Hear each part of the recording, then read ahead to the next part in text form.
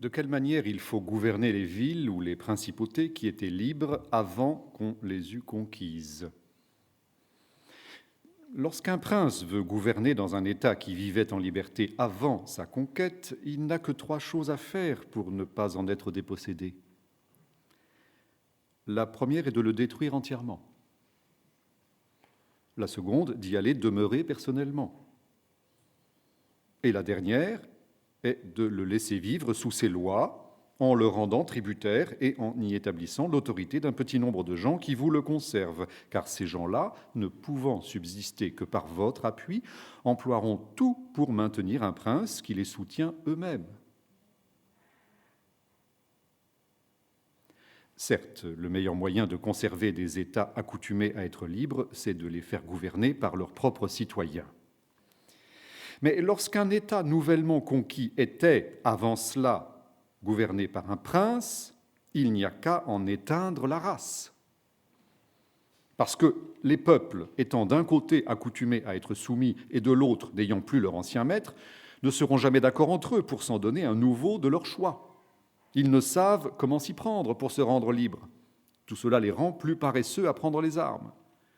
Il sera bien plus aisé à un nouveau concurrent de s'établir dans leur esprit et de s'assurer d'eux. Mais dans les républiques, il y a beaucoup plus de ressentiment et elles sont animées d'un plus grand désir de vengeance parce que le souvenir de l'ancienne liberté ne peut les laisser en repos. Aussi, le plus sûr est-il de les détruire ou d'y aller faire sa résidence. 2 manières restent au prince d'acquérir la souveraineté sans être attribuée ni au mérite ni à la fortune. Ces 2 manières sont l'une quand quelqu'un s'empare du pouvoir absolu par ses crimes et sa perfidie, l'autre quand un bourgeois d'une république en devient prince par la faveur de ses concitoyens. Voici donc la règle que doit observer l'usurpateur d'un État. C'est de faire d'un coup d'un seul toutes les cruautés qu'il est obligé de faire. Par cette conduite, il ne sera pas contraint de revenir tous les jours et il aura le temps et les moyens de remettre en repos l'esprit de ses sujets et de gagner leur affection par sa protection et par ses bienfaits.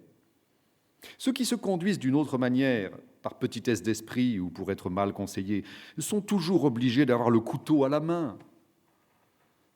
Et leurs sujets ne peuvent jamais prendre confiance en eux, leur continuelle cruauté empêchant les peuples de pouvoir jamais compter sur leurs paroles. Il faut donc faire tout d'un coup tout le mal qu'on croit être obligé de faire afin que la mémoire, n'en étant plus renouvelée, les peuples le ressentent moins et que l'usurpateur en reçoive moins de préjudice. Mais il faut se conduire tout au contraire dans les bienfaits, qu'il faut faire goûter à longs traits, sans jamais les prodiguer tous à la fois.